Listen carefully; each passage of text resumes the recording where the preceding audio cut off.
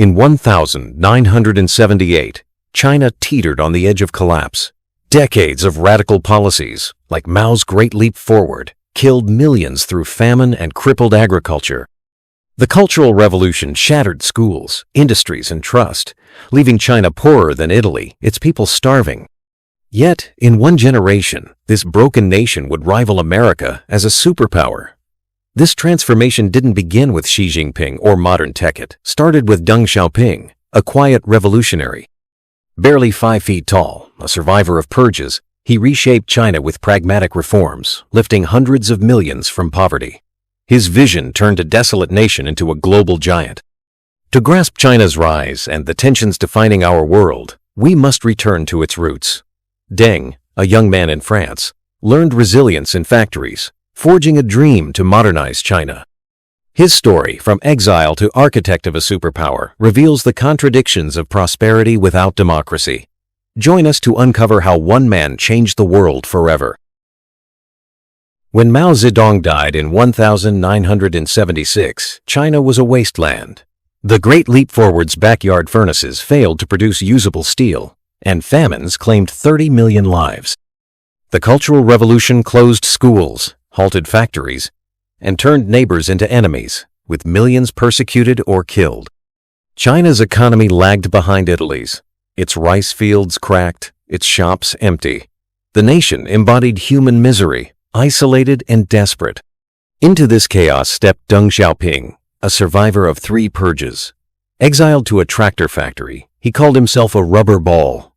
The harder he was struck, the higher he bounced. At 72, his iron will and quiet resolve burned bright. Having seen France's industrial might as a young worker in the 1920s, Deng dreamed of a modern China. His time in Paris, toiling at Renault and Schneider factories, shaped his pragmatism.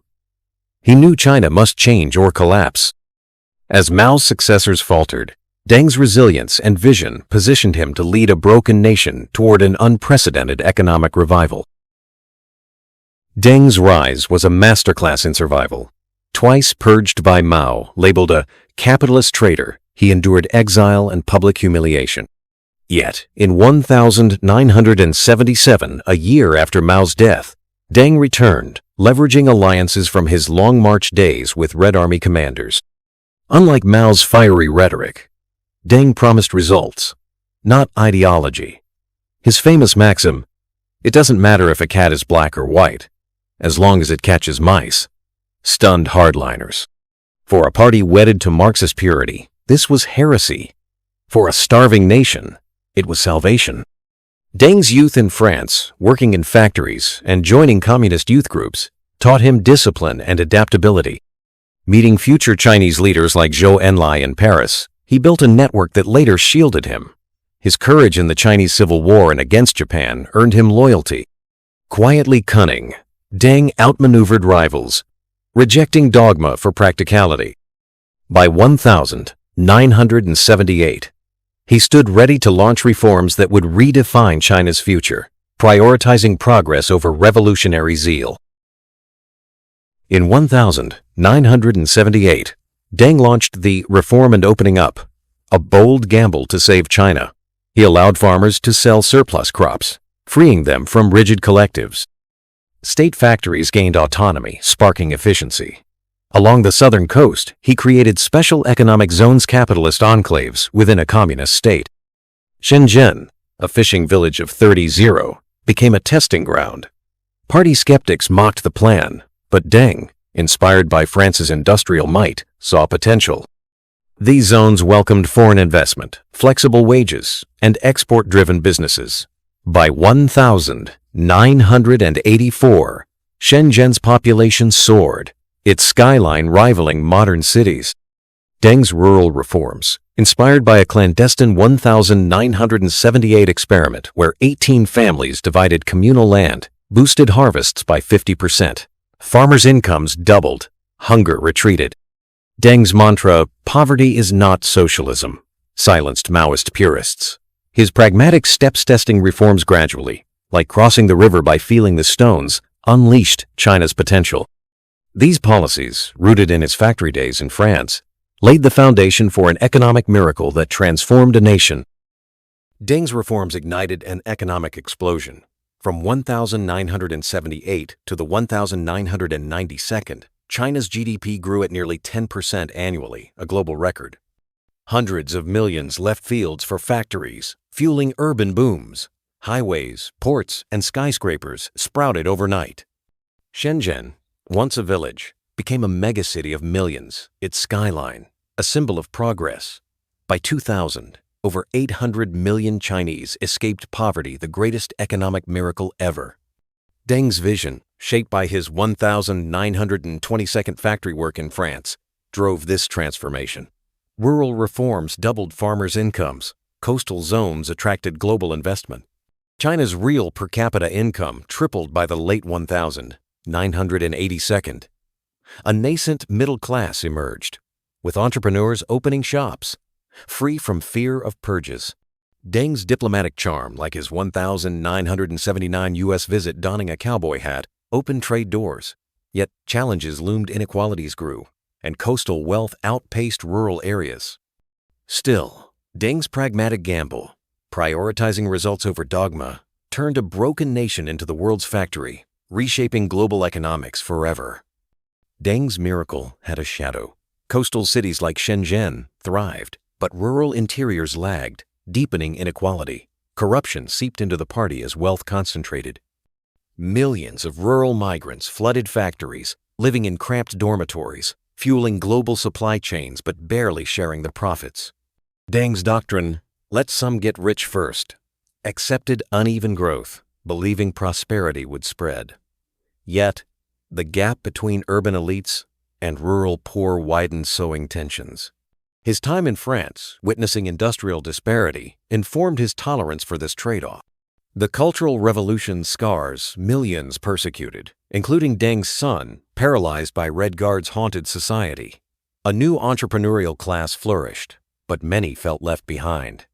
By the late 1982nd, urban intellectuals and workers demanded more than wealth. They sought fairness and voice. Deng's focus on economic progress, rooted in his survival of purges and exile, prioritized stability over equality. These tensions, born of rapid growth, would soon test China's fragile social fabric, pushing Deng to confront a crisis that could unravel his reforms. By 1989, Deng's economic boom sparked new aspirations. Urban youth, inspired by global changes like the Soviet Union's unraveling, demanded political freedom. In April, the death of a reformist party leader ignited protests. Students, workers, and citizens flooded Tiananmen Square, calling for democracy, transparency, and an end to corruption. For weeks, millions watched, hoping for change. Deng, now 84, saw danger. Having survived the Cultural Revolution's chaos, he feared protests could plunge China into anarchy. For him, party control ensured stability, his non-negotiable priority. On June 4, 1989, he ordered the military to clear the square. Troops and tanks moved in, suppressing the protests with force. Hundreds, perhaps more, died. The iconic Tank Man, standing alone, became a global symbol of defiance. Deng defended the crackdown, praising the army for saving China from chaos. The world condemned him, imposing sanctions. Domestically, Tiananmen became a taboo, erased from discourse. Deng's choice preserved his reforms, but stained his legacy with a tragic cost. After Tiananmen, Deng retreated from public view, but his vision endured. Successors Jiang Zemin and Hu Jintao followed his blueprint, market economics under strict party control. In 2001, China joined the World Trade Organization, cementing its role as the world's factory. Deng's paradox, a communist state embracing capitalism, became China's hallmark. His 1979 U.S. visit, charming Americans with a cowboy hat, and tough negotiations to reclaim Hong Kong in 1997, showcased his diplomatic skill. Hong Kong's return, secured after 24 rounds of talks, fulfilled his vision of a unified China. Yet the Cultural Revolution's trauma, including his son's paralysis, shaped his obsession with stability. By the 1990s, China's GDP neared $900 billion, up from $150 billion in 1978. Over 800 million escaped poverty, a historic feat. Deng's reforms, born from his French factory days and wartime resilience, transformed China into a global power. But his insistence on one-party rule left unresolved tensions, setting the stage for China's next chapter under new leaders. When Xi Jinping took power in 2012, he inherited Deng's legacy: a booming economy, a rising middle class, and global ambitions. But challenges loomed: slowing growth, inequality, and U.S. rivalry. Xi tightened party control, expanded China's influence via the Belt and Road Initiative, and pursued technological dominance in 5G and AI. Deng's 1,992 Southern tour, a bold move at 87, had revived reforms when conservatives stalled progress. Traveling to Shenzhen, Deng rallied support, urging faster market liberalization. His speeches, defying party skeptics, reignited 10% annual growth. Xi's assertive China, from Hong Kong's integration to global trade wars, reflects Deng's dream at its peak. Yet, Deng's pragmatic ethos, shaped by surviving Mao's purges and French factories, contrasts with Xi's bolder style. China's GDP, now 17 trillion, dwarfs the 900 billion at Deng's death.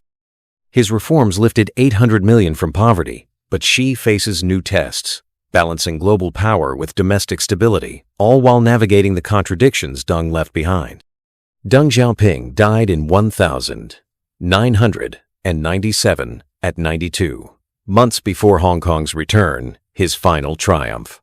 His fingerprints mark every skyscraper, high-speed train, and factory powering the global economy. From a broken nation, he built a superpower, lifting 800 million from poverty, a feat unmatched in history. His youth in France, toiling in factories, and survival through purges shaped his pragmatic vision. Yet his legacy carries contradictions: prosperity without democracy, openness without freedom. Tiananmen's shadow lingers, a choice Deng justified to save China from chaos. His 1,992 Southern tour, defying conservatives, secured his reforms' future. Today, China's 17 trillion economy and global clout reflect his vision. But, as Xi Jinping pushes Deng's dream forward, will it lead to stability or conflict?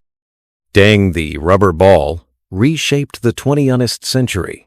Share your thoughts. Is his China a triumph or a source of tension?